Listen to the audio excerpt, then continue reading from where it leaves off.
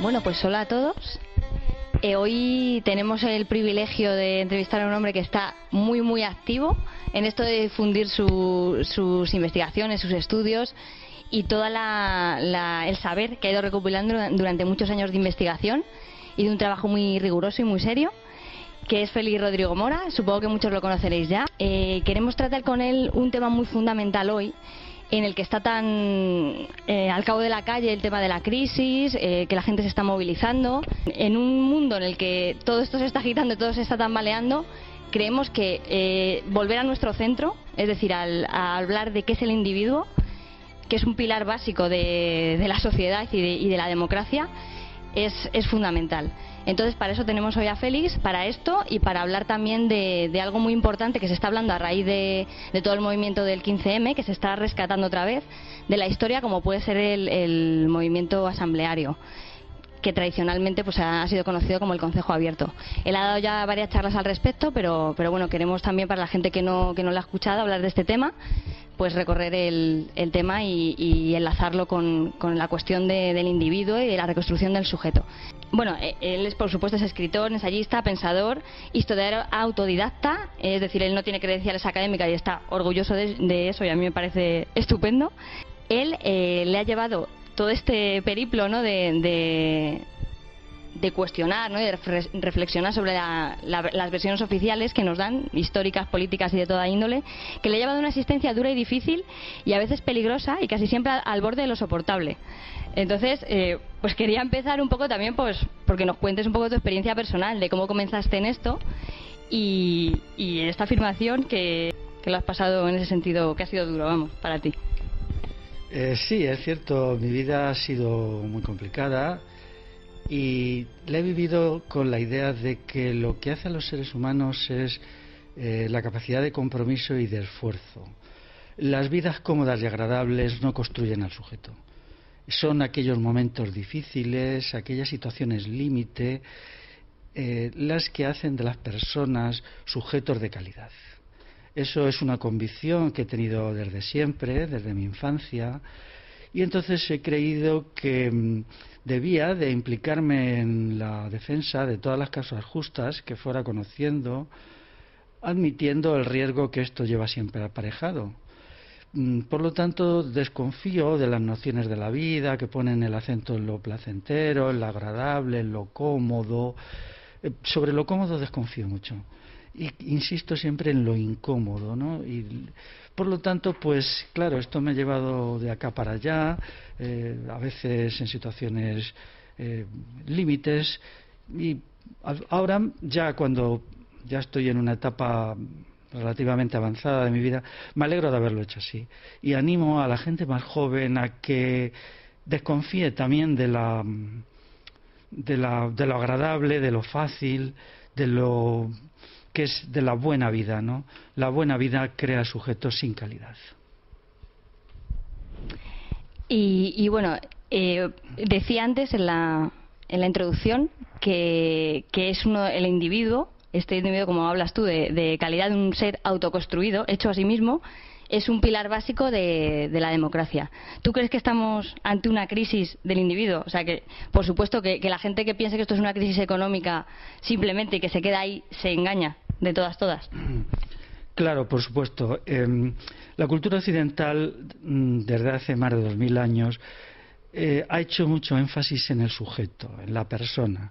Sin embargo, en los últimos 200 años, con las revoluciones liberales, esto se olvida. Es decir, se considera, por ejemplo, que es más importante la economía que el sujeto, la política que el sujeto. Incluso se realizan interpretaciones de la historia en donde el sujeto real desaparece, ¿no? Esto es la interpretación hegeliana. La historia queda reducida a unas leyes, a unas realizaciones, y que luego recoge esta misma idea el marxismo, ¿no? el olvido del sujeto pues ha llevado a que se vaya construyendo un sujeto con dos características, que es hecho desde fuera y que no tiene calidad. Es decir, el individuo occidental hoy es una persona sin calidad, que no se autoconstruye porque ni siquiera se considera importante. En el mejor de los casos se cree que es el sistema educativo, bien sea estatal, bien sea privado, el que hace al sujeto, pero esto no es así. El sistema educativo, en el mejor de los casos, da un batiburrillo de información, de datos inconexos, pero no ofrece formación. La formación es la construcción de la parte espiritual y de la parte material del sujeto, teniendo en cuenta que la parte espiritual es muy complicada, es decir, es muy plural, está la parte intelectiva, la parte volitiva o de la voluntad, la parte sensible, la relacional. Todas estas cosas se han olvidado y ahora mismo pues el sujeto está en una situación de agonía, ¿no? Esto ha sido promovido desde arriba porque los sujetos incapaces y débiles pues son sujetos dóciles. Y ahora vivimos una etapa de sujetos muy dóciles, no solo en el terreno de lo político, sino en todo. Sujetos también muy disminuidos, es tremendo ver cómo está ahora la persona de disminuida, los pocos recursos que tiene, la poca capacidad que tiene para resolver incluso problemas de la vida cotidiana, ¿no? Esto es una cuestión que está afectando incluso en el terreno económico, porque no pueden ser buenos en la producción los que no son buenos en todo lo demás, entiendo por buenos capaces. Habilidades sociales básicas, ¿no? Como el relacionarte, el hablar efectivamente con los demás, sí. el diálogo, ¿no? La conversación. El pensamiento, por ejemplo, el saber no es una acumulación de información. Para eso está pues desde las enciclopedias digitales hasta las enciclopedias en papel, ¿no? La inteligencia es la capacidad de dar respuesta a problemas reales. Es decir, una persona se puede considerar tanto más inteligente cuando enfrentada a un problema del tipo que sea, personal o político o histórico o filosófico, es capaz de encontrarle una explicación y es capaz de usar esa explicación para transformarse a sí mismo y transformar la realidad que le rodea en el sentido predeterminado por esa persona. Entonces esto ya está desapareciendo, ¿no?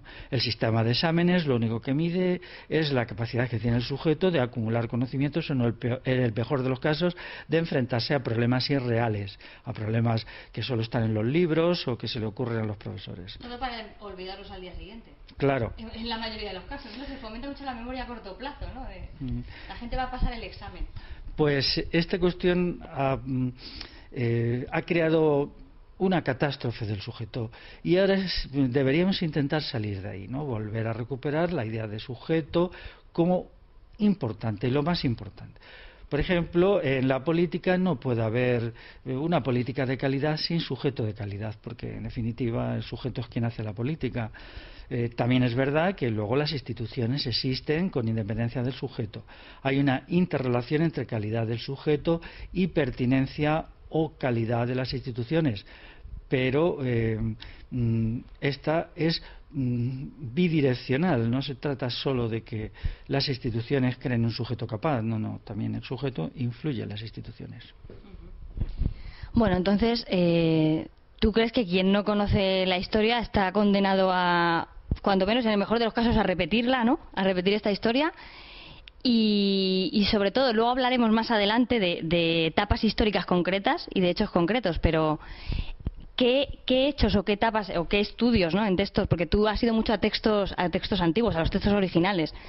¿Qué cuestión en concreto histórica fue la que a ti te empezó a indicar que se estaba produciendo de alguna manera esta intención de tapar hechos históricos para que el individuo, pues eso, pierda esa capacidad, ¿no?, de autocrítica o ese referente de su propia historia? Pues siempre me produjo mucha desconfianza en la explicación oficial sobre la Edad Media. Había ahí muchas incoherencias.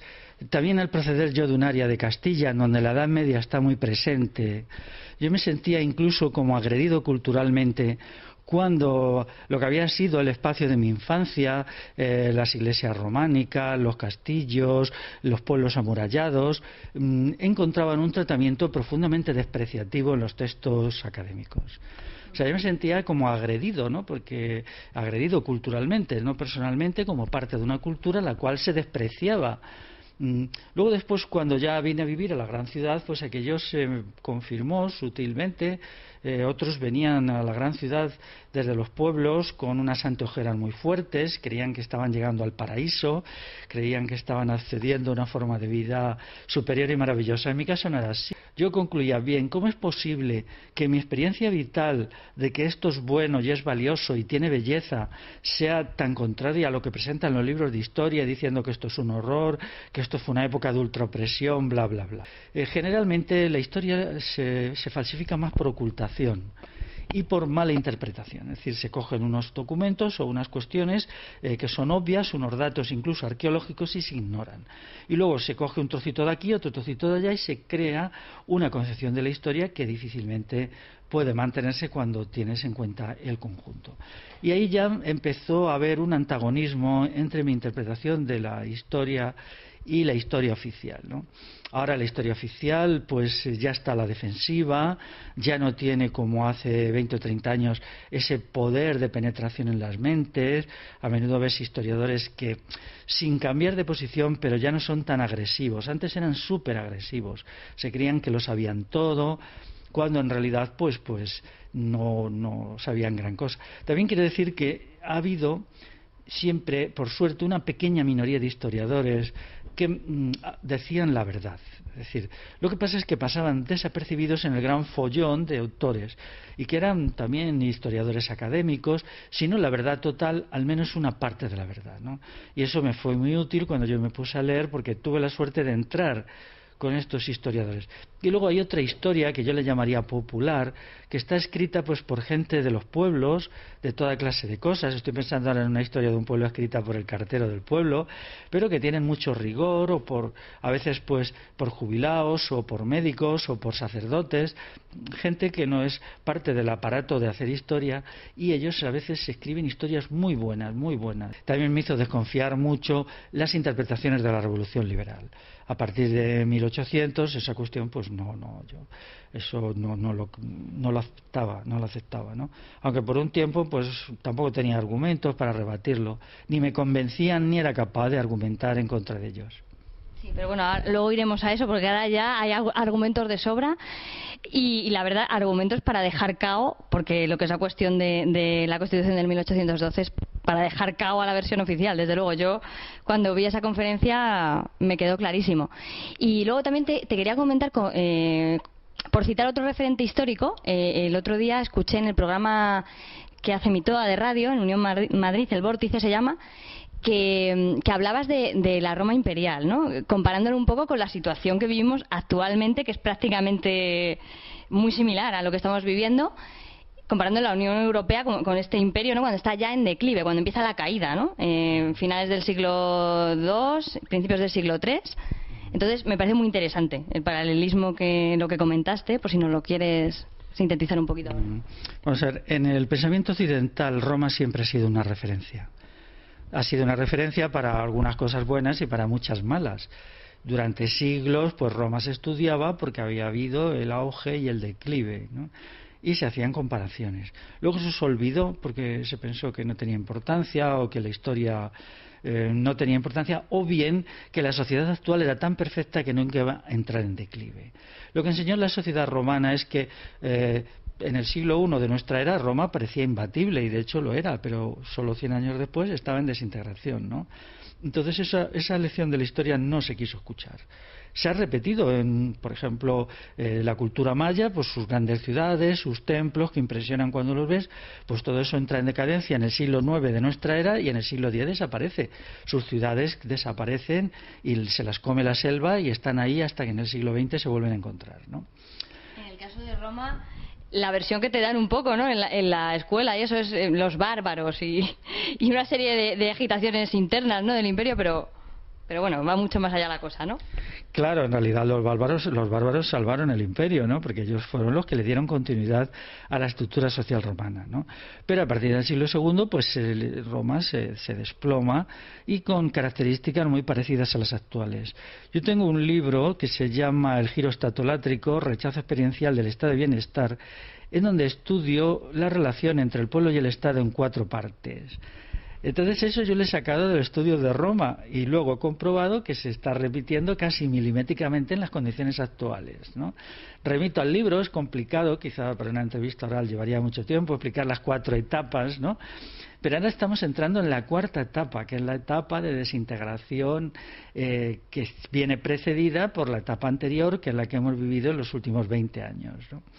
Por tanto, la sociedad romana nos enseña muchas cosas.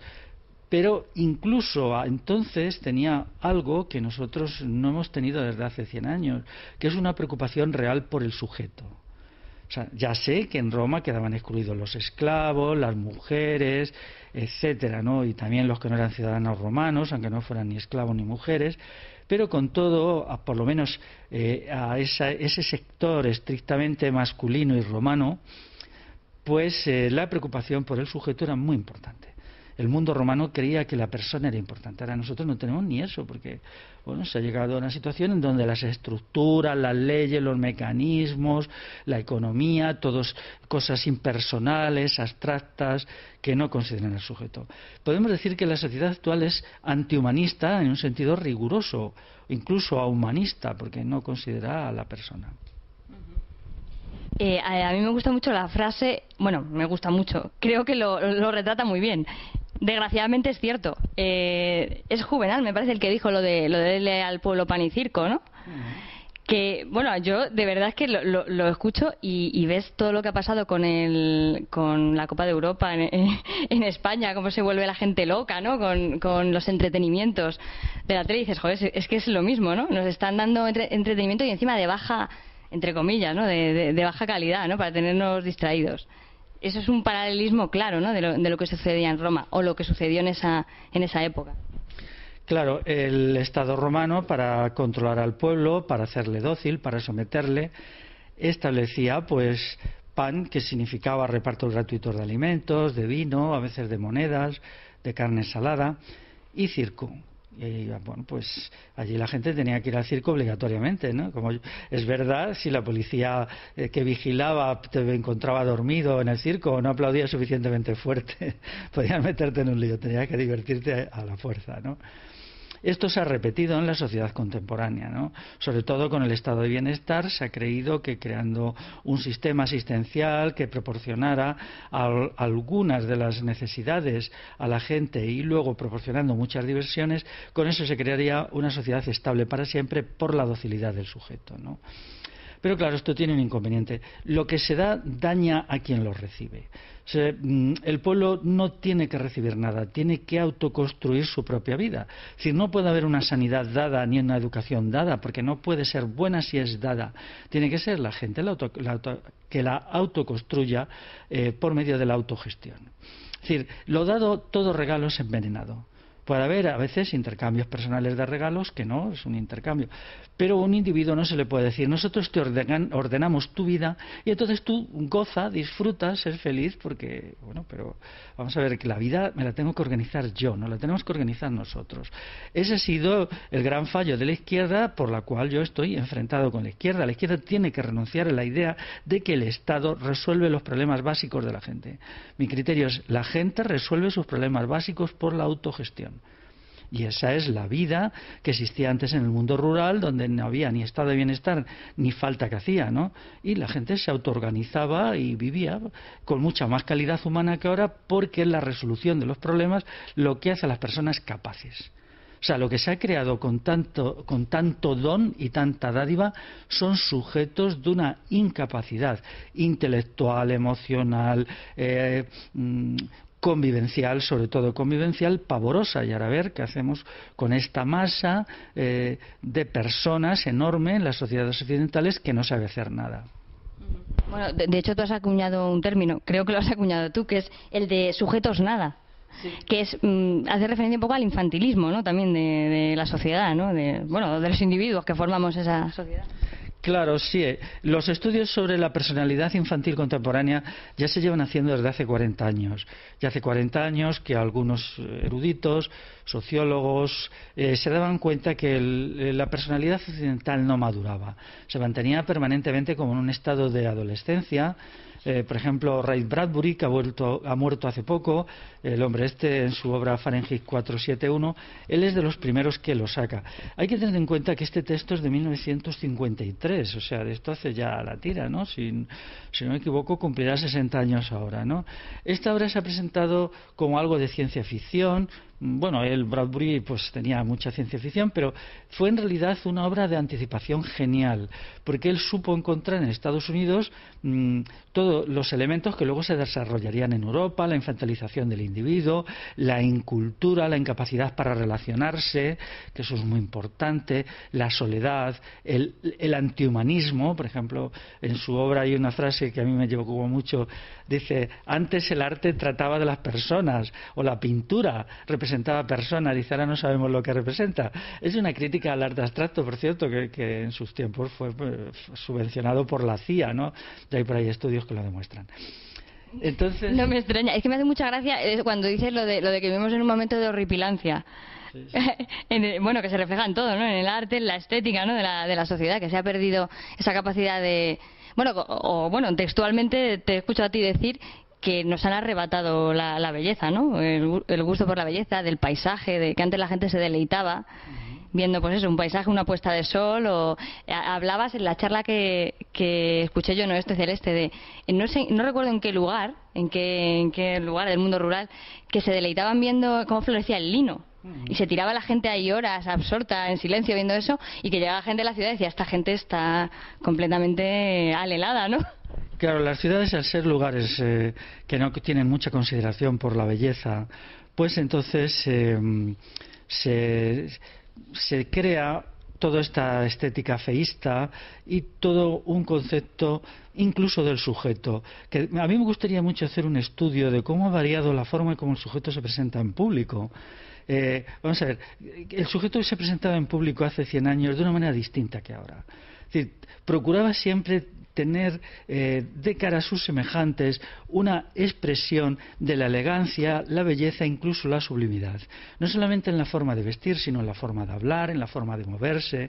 Yo recuerdo que una vez conocí a un señor muy mayor que era todo un espectáculo, pero no un espectáculo histriónico, sino un espectáculo de verdad, fino, elegante, verle cómo se vestía, la elegancia con que hablaba, incluso la elegancia con que se movía. Era fascinante verle, y era un hombre que había sido agricultor en La Mancha durante tiempo y luego había emigrado aquí y había trabajado de jardinero, y bueno, es decir, una persona anónima del pueblo, ¿no?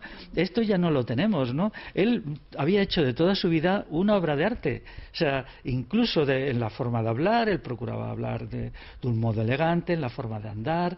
O sea, esto ya lo hemos perdido, nos hemos convertido como en sujetos muy degradados, en sujetos que no consideramos que también nosotros somos parte del mundo de la belleza, ¿no? Que la belleza no es algo que se ve en una película o en una obra de teatro, sino que el sujeto puede ser una personalidad de belleza. O cómo está ahora la ropa que llevamos. Si nosotros observamos ropas de hace 200 años, que todavía en pueblos, en el día de la fiesta, la sacan, te la enseñan, sobre todo las mujeres, hay una voluntad de belleza que impregna toda la ropa que se ponen, ¿no? Ya claro, 200 años, los tintes ya han decaído, sin embargo ahora no sucede así. Entonces estos son pérdidas sustantivas porque el sujeto se va degradando. Yo muchas veces insisto, ¿cómo se ha degradado nuestra capacidad de usar el lenguaje? Entonces espero que cundiera la idea de que tenemos que hacer las cosas bien y tenemos que hacernos a nosotros mismos bien, y que no podemos vivir y ser de cualquier manera. Esto sé que habría que desarrollarlo más, pero bueno, por lo menos lo decimos que es algo. Bueno, ahora vamos a seguir por esa línea, pero hay una pregunta que no quiero que se me pase. Volviendo un poco a la historia de Roma, ha sido objeto de tu estudio la figura de Espartaco y de la rebelión, ¿no? Revolución que impulsó. Para tomarlo como ejemplo, ¿no? De lo que puede pasar aquí, ¿no? Aquí y ahora, en la actualidad, me gustaría preguntarte ¿por qué crees que fracasó? ¿Cuál fue la razón principal, ¿no? El germen del fracaso. Bueno, yo de la cuestión de Espartaco la he estudiado muchos años. No es ni dos ni tres, puedo llevar estudiándola 30 años. El asunto de Espartaco, en definitiva, lo que viene a decir es que un proceso revolucionario solo puede ser exitoso cuando la calidad del sujeto supera un nivel mínimo. Es decir, lo que demuestran los esclavos rebeldes es que ellos tenían suficiente valía personal y también como colectivo de esclavos, para rebelarse, pero no para vencer. Entonces es ahí el problema, cómo se manifiesta. Y es muy curioso que Espartaco y una minoría lo entienden. Es decir, ellos comprenden, es muy trágico, ¿no? No sé si sabéis que hay al menos una ocasión y quizá dos en que la propia gente de Espartaco se le enfrenta. Y se le enfrenta y le amenaza y tal. Porque claro, él entendía muy bien que así no podían ganar, ¿no? Que tenían delante a las legiones y tal. Y es para mí dramático cómo Espartaco acepta la última batalla sabiendo que no la pueden ganar, pero él no busca una huida personal, él entiende que esa batalla era el fin y que era la muerte y que había que aceptarla, ¿no? Porque no podían ganar, pero tampoco era digno ni era honorable escapar personalmente. El asunto debe ser objeto de reflexiones. Aquí en parte en la guerra civil sucede lo mismo, en gran medida, ¿no? Es decir, no hay suficiente calidad del sujeto para vencer al franquismo. Esto, bueno, ha desencadenado contra mí las iras de toda la peña que sigue estudiando con criterios apersonales. Apersonales significa que no consideran a la persona la guerra civil. Pero cuando se estudia, no cabe duda.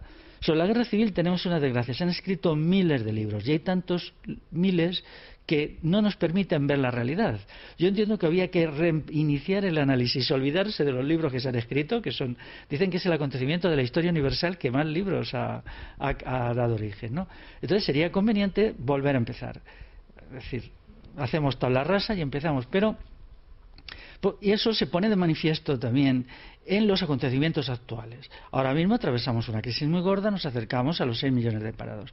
Y no hay una respuesta ni en la calle, ni intelectual, ni nada equivalente al momento tan crítico que estamos, mucho más cuando ya todas y todos sabemos que la cosa no es coyuntural, que no es un mal momento que se va a revertir, sino que sabemos perfectamente que nuestra sociedad se está desmoronando en una crisis muy, muy aguda, ¿no? Por lo tanto, es la pérdida de calidad del sujeto de los últimos 30 años lo que ha originado este comportamiento ahora, ¿no? Bueno, considero bastante interesante, porque bueno, supongo que la gente que nos está escuchando habrá gente que se tenga o se autodenomine como espiritual, lo que entendemos como una persona espiritual al uso, aunque bueno, cada uno vive su espiritualidad de una manera, pero me parece interesante la distinción que haces tú entre espiritualidad natural y sobrenatural. Cuéntanos un poquito qué distinciones y qué elementos o qué características espirituales tiene para ti un sujeto. Pues vamos a ver, la espiritualidad natural es aquella que surge de la existencia misma de la persona como ente natural. Y la sobreespiritual me refiero a la espiritualidad que está vinculada a la creencia en la existencia de seres trascendentes, Dios, etcétera, ¿no? Dado que yo no soy creyente, entonces establezco una idea de espiritualidad que resulte de la experiencia del sujeto en tanto que sujeto natural, ¿no? Entonces, mi idea es desarrollar la espiritualidad a partir de la experiencia.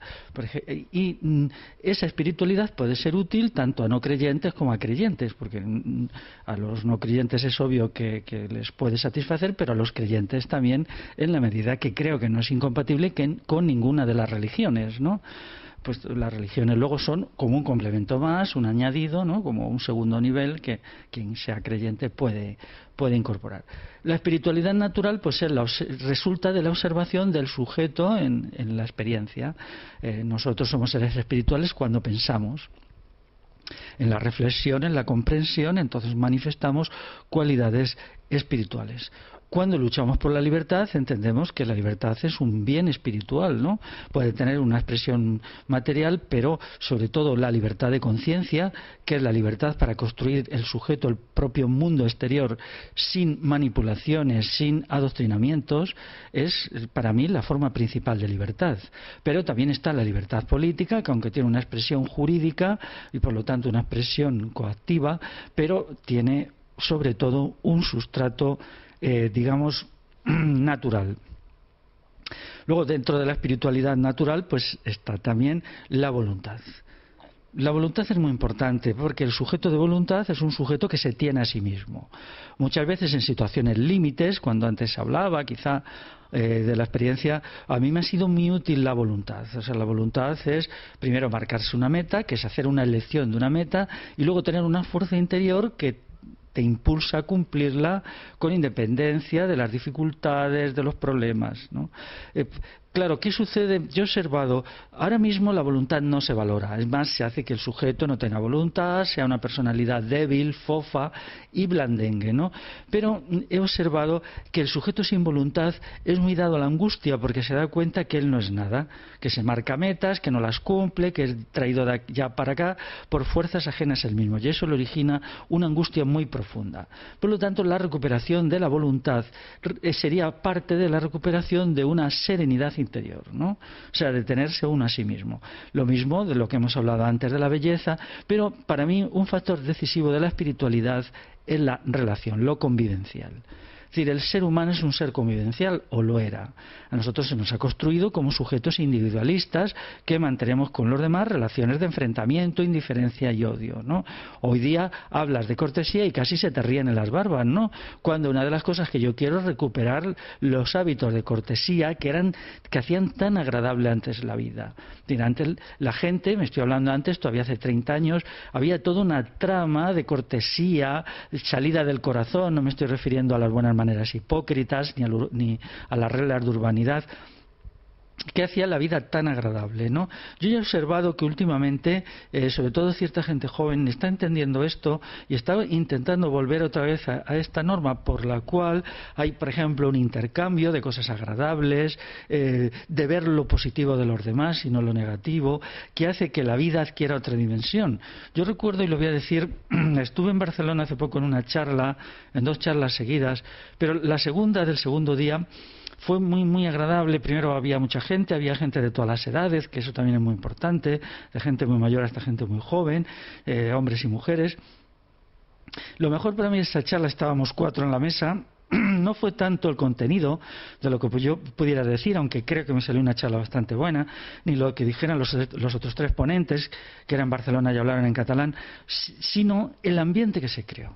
El ambiente de cordialidad, afecto mutuo y apoyo que hubo en todo el acto y sobre todo la salida, de tal manera que allí la gente salía muy contenta y muy satisfecha. La necesidad espiritual quizá más importante de los seres humanos es querer y ser querido. El querer y ser querido adopta muchas formas, desde el querer y ser querido en el terreno sexual hasta en el terreno místico, que es una relación con la divinidad, ¿no? Quien cree en la divinidad, pero simplemente también es con los compañeros de trabajo, con la gente, ¿no?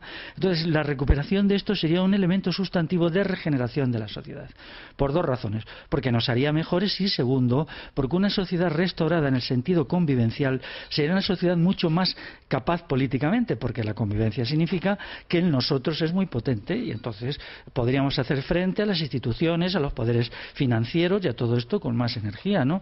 En definitiva, lo convivencial es la antesala del pueblo unido. Aquello que se decía antes, el pueblo unido jamás será vencido, es verdad, pero hay que poner una cuestión en medio. El pueblo unido solo está unido si valora lo convivencial. Entonces, aquí hay como una verdadera revolución que sería la de lo convivencial, ¿no? Y esta es una cuestión que bueno, me gustaría trabajar, ¿no? Espero en los próximos años hacer, y por lo tanto la espiritualidad de lo convivencial es una parte sustancial de la espiritualidad, ¿no? Se ha perdido, como hemos perdido tantas cosas. Hoy estamos en la agonía del humano, ¿no? En realidad estamos en un momento en que el humano agoniza, ¿no? ¿Y seremos capaces de superar esta situación? Pues no es seguro. Esperemos que sí, pero no es seguro. Entre tus reflexiones he escuchado que a diferencia, por ejemplo, de lo que ha pasado en épocas de dictadura, ahora no existe esas relaciones horizontales que hacen ese tejido social, esa cohesión social. No existe la conciencia, aunque ya está volviendo a reivindicarse esos términos, ¿no? del pueblo. Ahora, en contraposición está el concepto de masa. Y bueno, y también citar una cita, valga la redundancia, que no recuerdo ahora de quién es, ahora me lo recordarás, seguro que tú recuerdas cuál es, que dice que el hombre, antes de hacerse esclavo de otros hombres, se hace esclavo de las cosas, ¿no? quizá el hecho de que la gente no sea capaz de tener esas relaciones horizontales, de aprender del otro, tiene relación, ¿no?, con la relación que tenemos con las cosas, ¿no? Que ahora parece que las cosas te poseen a ti, en vez de tú hacer uso o disfrutar de las cosas. Claro, la frase es de Epicteto, el filósofo romano del siglo I. Bueno, pues vamos a ver, un elemento de deshumanización de la sociedad actual sucede con el consumo, cuando los objetos superan a las cosas. Los objetos superan a las personas. Es decir, nuestra idea es que las personas son menos importantes que los sujetos. Esto es catastrófico, ¿no? Porque ya no se busca la relación con los demás como principal fuente de satisfacción, sino que lo que se busca es la relación con las cosas, ¿no? El consumidor puro es un consumidor solitario, que busca en las cosas lo que no es capaz de tener con los demás, ¿no? Por tanto, podemos decir que si se volviera una buena relación, una relación sana con los demás, podríamos prescindir de la sociedad de consumo, porque es verdad que muchos objetos de consumo son elementos sustitutivos de las carencias en lo emocional, incluso intelectual, de la relación con los demás. Por ejemplo, la vida humana siempre tiene momentos críticos. Cada cierto tiempo se te plantea una situación crítica, a veces muy grave, que tienes que tomar una salida, ¿no? Ahí no solamente la persona necesita apoyo emocional, sino también necesita consejo. El consejo es un acto reflexivo, es decir, el buen consejo es el que es el resultado de una evaluación objetiva del problema para buscar las salidas posibles, si las hubiera, ¿no? ¿Eso qué quiere decir? Que cuando el individuo está solo, no tiene consejo ni tiene apoyo emocional, y a veces apoyo cotidiano, ¿no? Por ejemplo, en caso de una enfermedad o cosas así, ¿no? Por lo tanto, esta debilidad es sustituida por la relación con cosas, ¿no? O con instituciones, que tampoco eso es satisfactorio. Te dicen, bueno, pues es que la seguridad social te va a cuidar en caso de enfermedad. Ahora resulta que ya no hay dinero, que esto se veía venir, ¿no? Ahora resulta que ya primero nos destruyen relacionalmente y luego encima nos dicen que no nos pueden cuidar. Bueno, estas son las cosas del mundo en que vivimos.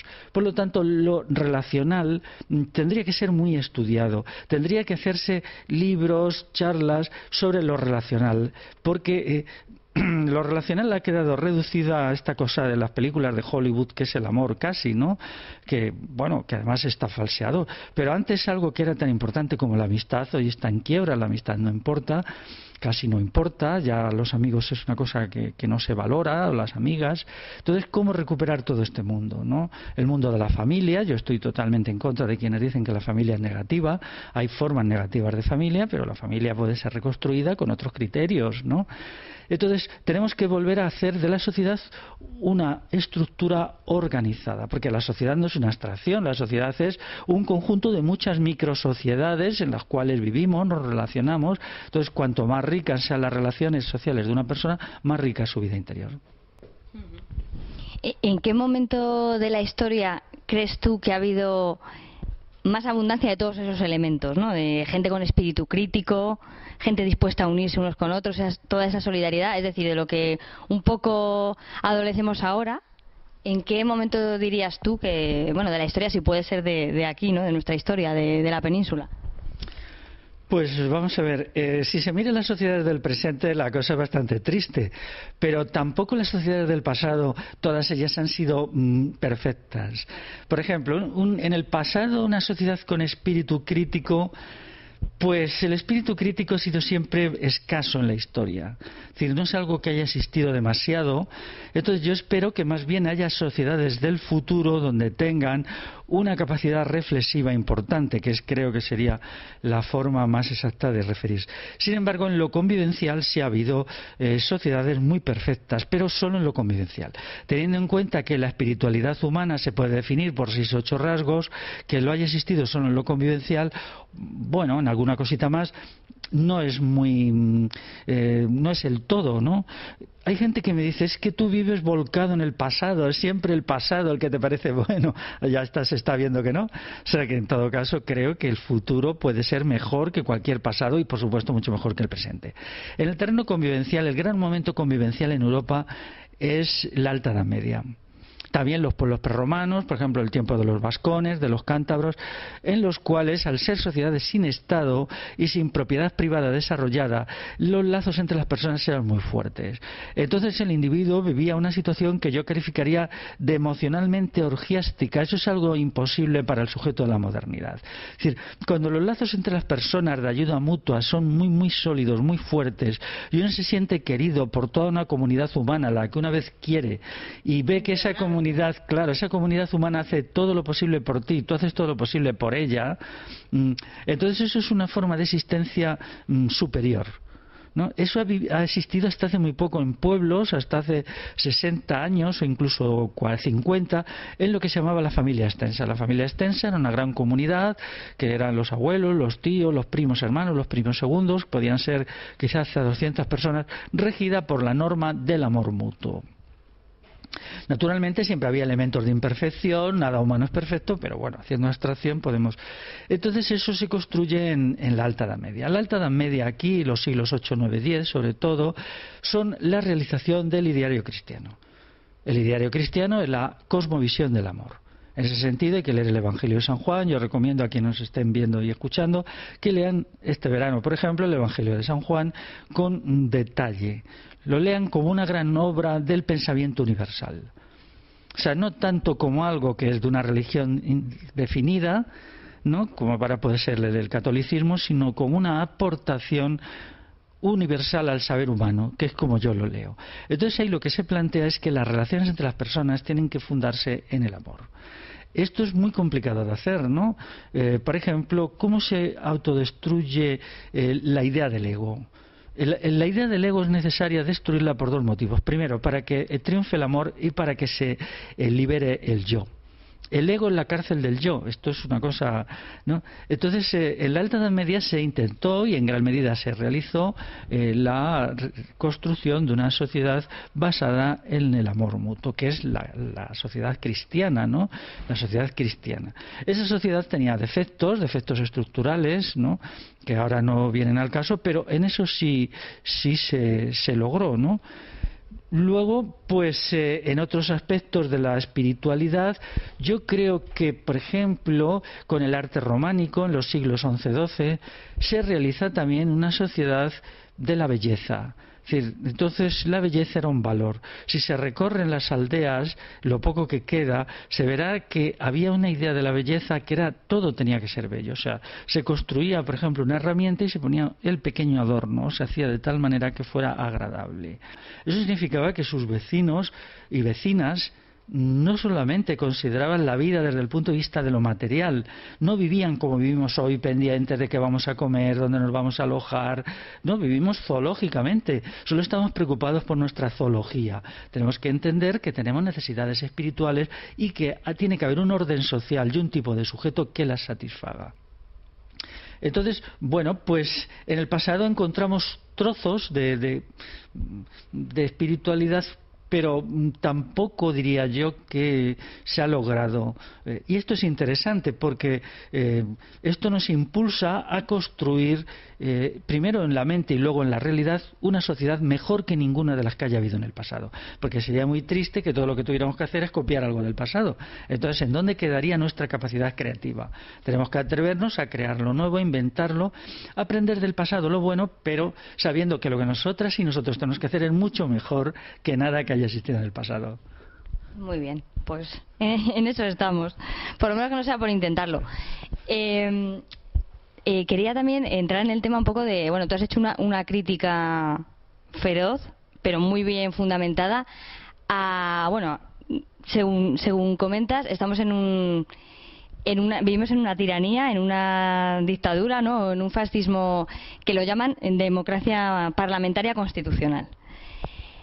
Más concretamente, ha sido objeto de tu observación, ¿no?, de tu estudio y de tus conclusiones y reflexiones, lo que es el estado del bienestar.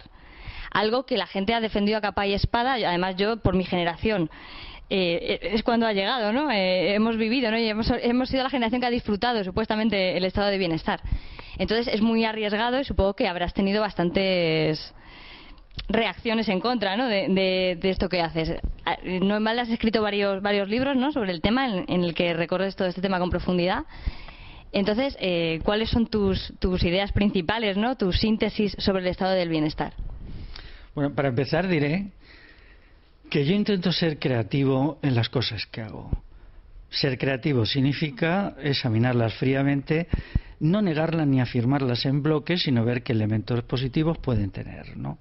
Por lo tanto, cuando observo que mucha gente se contenta con repetir ideas del pasado, me apena, ¿no? Porque la mente humana tiene que ser creativa. O sea, tiene que crear, no imitar, no repetir. Eso sería muy importante, ¿no? Muy importante que se grabara en la mente, sobre todo las generaciones jóvenes, ¿no? Para que no acepten servilmente lo que les llega. Bueno, por lo tanto, lo del estado de bienestar hice lo mismo.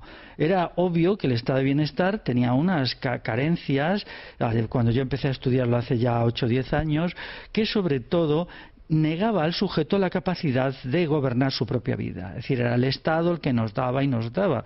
Como yo siempre he estado en contra de esto, cuando el estado de bienestar te da y te da, pero no te da la posibilidad de intervenir en la gestión de lo que te da, solo te convierte en objeto y en consumidor y no en sujeto integral. Entonces esto no. Es decir, por ejemplo, el sistema educativo. El sistema educativo es la gente, los padres, las madres, los vecinos, los que tienen que educar a sus hijos, no el Ministerio de Educación. El Ministerio de Educación no tiene legitimidad, no tiene por qué decidir contenido ni tiene por qué decidir nada. El Estado, el Ministerio de Educación tiene que desaparecer. Tiene que desaparecer. En realidad, hace 80 años todavía en las escuelas de los pueblos, en muchas de ellas eran los vecinos y vecinas las que desde hacían el edificio hasta que contrataban a alguien que les gustaba para que enseñara a leer y a escribir. Yo he conocido señores que se han educado de esa manera y que murieron con 80 y tantos años con un libro en la mano, cosa que la escuela actual no hace.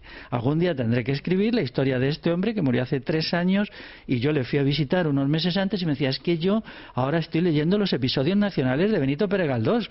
Madre mía, un señor ya no, que él había sido de oficio cabrero. A ver cuándo se enseña hoy a la gente joven ese afán por el conocimiento. Bueno, por lo tanto, el estado de bienestar no tiene razón de ser porque, en primer lugar, no es gratis. Lo pagamos los asalariados. Cada asalariado pagamos unos 8.500 euros anuales, según mi cálculo. Hay diferencias, unos más y otros menos, ¿no? Y eso no revierte. ¿Qué sucedería si de una forma autogestionada pudiéramos manejarnos con esos 8.500 euros anuales? Todo cambiaría. ¿Por qué tenemos que entregarlos a una burocracia, a un funcionariado chupóptero y corrompido que se queda con una parte de eso y que nos da unos servicios sobre los que nosotros no tenemos control? Entonces eso es una cuestión que no cabe en cabeza humana. Por lo tanto, la izquierda, cuando defiende esto, pues es para mí inaceptable. Mucho más ahora cuando ya, claro, el Estado se ha arruinado. Démonos cuenta que el estado de bienestar lo crea el franquismo, sobre todo para apropiarse de la caja de reserva. Hasta hace muy poco, creo que todavía el año pasado era así, los ingresos del estado de bienestar eran mayores que los gastos. Por lo tanto, había una caja de reserva que era como un fondo de dinero enorme que el Estado utilizaba en su beneficio, desde para el rearme, la militarización, hasta para crear el Estado policial con más policía, para lo que fuera, ¿no? Todo esto se ha ocultado, pero ahora hay que decirlo, ¿no? Pero ahora ya incluso no somos capaces de cuidar a nosotros mismos, porque se nos dijo, no os preocupéis, el Estado os cuida. No, la salud es una función de la persona es la que responde por su salud. La educación es una función del sujeto. Yo en ese sentido creo que debemos de reforzar el componente individual de todos nosotros. Considerando que yo soy muy colectivista, pero no hay colectivismo sin individualismo, en el sentido este individualismo positivo, ¿no? Tenemos un individualismo positivo que es, tenemos que ser individualmente responsables, individualmente capaces, individualmente aptos para construir nuestras vidas, tomar decisiones. El colectivismo no es gregarismo, no somos borregos que nos meten ahí en una cuadra y que estamos solo juntos por inercia. No puede haber colectivismo sin personas de calidad. De la misma manera que solo una sociedad colectivista hace personas de calidad. Por lo tanto, esta combinación de sujeto egoísta y estado de bienestar es atroz. Sí, claro, porque explota por los dos lados, te explota como sujeto y te explota luego como usuario de un tinglado que encima ya no se puede mantener. Ahora, ¿qué sucede? Por ejemplo, con la ley de dependencia se le dijo a la gente: destruir todas vuestras relaciones, no os preocupéis, que la ley de dependencia de Zapatero os va a dar dinero. Ahora resulta que no hay dinero para la ley de dependencia. La gente que se ha descuidado en la atención a sí misma, pues entonces estará en una situación extrema, cuando ya se había demostrado que la gestión de la sanidad popular por las instituciones estatales es catastrófica, porque al hacer que el sujeto delegue le estaba convirtiendo en una piltrafa. Por ejemplo, detrás de eso está la ola de obesidad, que es un problema gravísimo ahora.